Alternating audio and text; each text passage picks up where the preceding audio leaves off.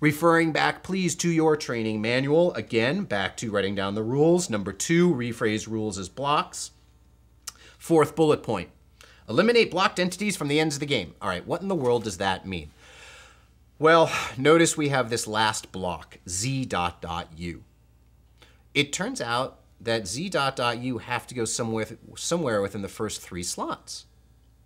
Well, more specifically, we know one place where z cannot possibly go. Notice z cannot go 3rd, because then where would u go? So above the 3rd slot, we can write no z.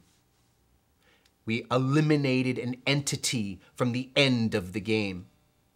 For u, we can use the same logic. Because z needs to come before u, we know u cannot possibly go first.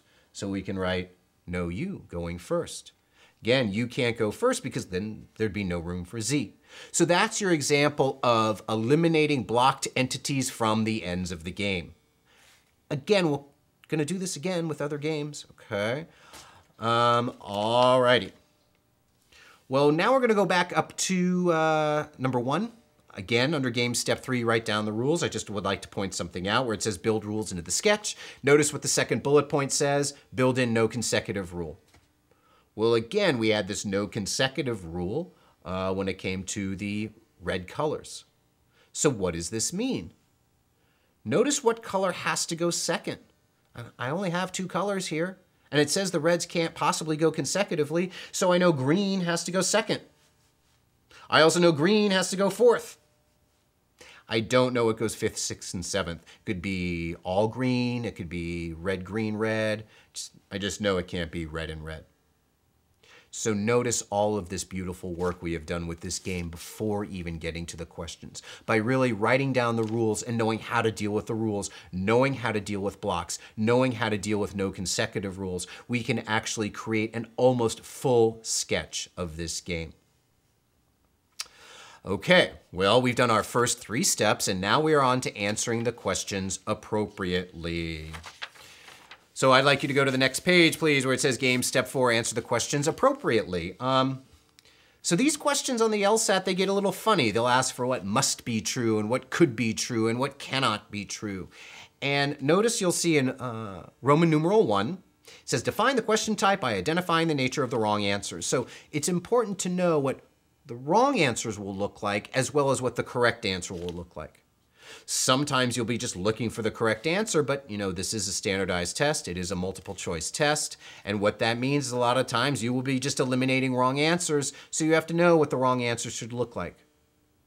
So as an example, this first bullet point, it says, what must be true? Well, wrong answers could or cannot be true, but do not have to be true. The next bullet point says, what must be false or cannot be true? In that case, the wrong answers could or must be true. I'm just going to go over these just a little bit. That is the next 2 bullet points, and then we'll show you how this works. Third bullet point says what could be true. Well, of course, wrong answers cannot be true. Then finally, what could be false.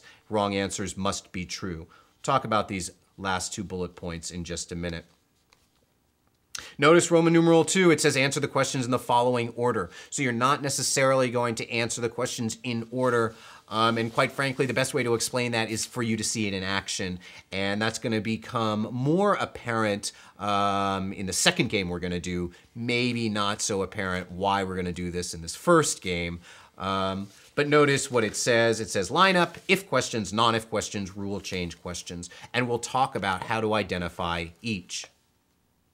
Well, why don't we actually take a look back to the game we were working out of, and what we're going to take a look at is number 6. Notice it says, which of the following could be the order?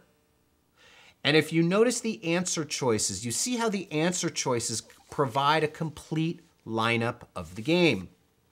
Well, again, back to your training manual. Yes, I know we're jumping back and forth, but this is kind of how things need to go until you get used to the application of this method.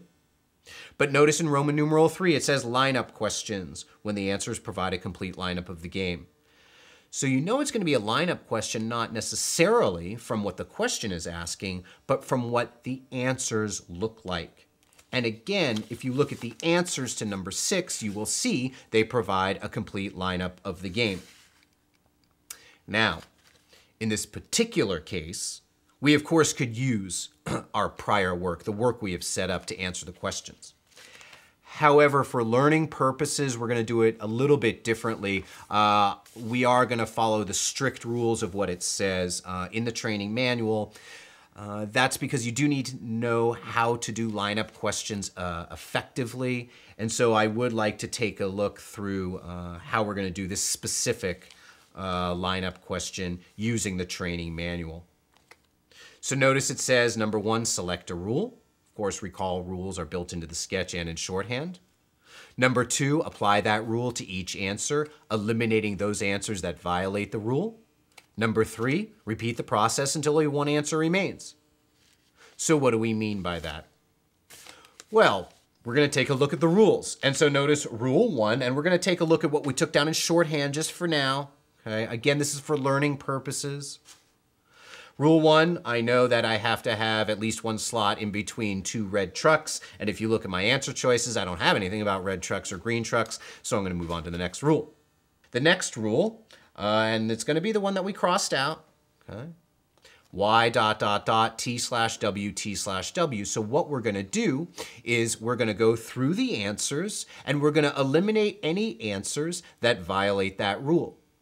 So what I'd like you to do, please, is press pause and see if you can go through these answers and see if you can eliminate any answers that might violate this rule.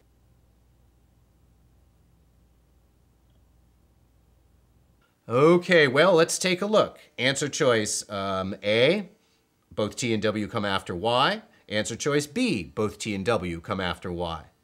Answer choice C, wait a minute, W comes before Y, so we can eliminate answer choice C.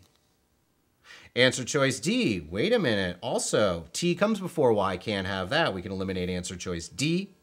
And then finally, answer choice E, T and W come after Y.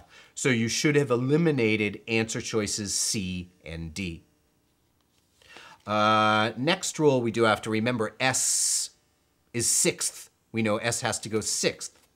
Now, we don't have to read over answer choice C and D anymore. We're done with answer choice C and D. We only have to take a look at A, B, and E.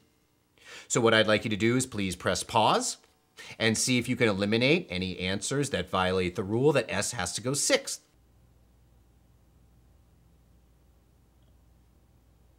Okay, well, answer choice A, S is 6th. Answer choice B, S is 6th. Answer choice E, whoops, it's 5th. So we can eliminate answer choice E. Our final rule, Z ... U, well, we only have 2 answer choices remaining. If we take a look at A, we have Z and U. And then if we take a look at answer choice B, wait a minute, we also have Z and U. So, in this particular case, what we're actually going to have to do is now go to the sketch. This complete sketch that we built in to compare answer choice A and answer choice B. Notice in our sketch, Y has to go 4th, and in B, Y is going 2nd. So answer choice B is eliminated, leaving answer choice A. So this is how you do these lineup questions. You pick a specific rule, go through the answers, applying that rule to each answer, eliminating those answers that violate the rule. Now, it's really important to do this question first, and it's not just because it's quite possible to get to the correct answer. It's really important to do this question first and doing it properly because it actually gets you warmed up to the rules. So what you're going to see as you're working through the games initially, it's quite possible, especially for the more difficult games, that you're really going to struggle and you're going to be thinking, wow, these rules are really kind of difficult. But the more you work through them, the more you'll get used to them. And as long as you keep your cool, what you'll notice is question 1, okay, a little tricky. Question 2, that was tricky. Question 3, wait, I know this rule. Question 4, I know this rule. Question 5, I have the rules memorized. So doing these lineup questions properly, again, gets you really warmed up to these rules. Okay, that being said, let's go back, please, to our games training manual. Game step 4, answering the questions appropriately under answer the questions in the following order. It says number 2, if questions. Number 3, non-if questions. Number 4, rule change questions. However, there's a bullet point right under there that says, non-if questions should be answered in order given any good deductions. In this particular case, we have lots of good deductions. So just for now, we're not going to worry so much about exactly how to answer if questions if you notice Roman numeral 4 if questions, or Roman numeral 5 even non-if questions, or even rule change questions, or even evaluating the answers appropriately. We're going to come back to that idea. For now, we're just really going to focus on what the questions are asking for and the nature of the wrong answers. We're going to answer the questions in order, again, because we have lots of good deductions. So let's take a look at number 7, please. Go ahead and read over number 7. And it's asking for what cannot both be read. So wrong answers will be situations where they both could be read. So if we take a look at A, S and X. Well, where is S and X? Could they both be read? If I look to my sketch, I have no idea. So let's just move on. B, T and S. Wait a minute. T and S have to be next to each other. I know that reds can't be consecutive, so there's no way that T and S could both be read. So in fact, answer choice B is our correct answer. So notice how we did that. Notice that in answer choice A, I looked to my sketch and I didn't know whether they could both be read. But then I went to answer choice B, I saw they could not both be read, so that had to be my answer.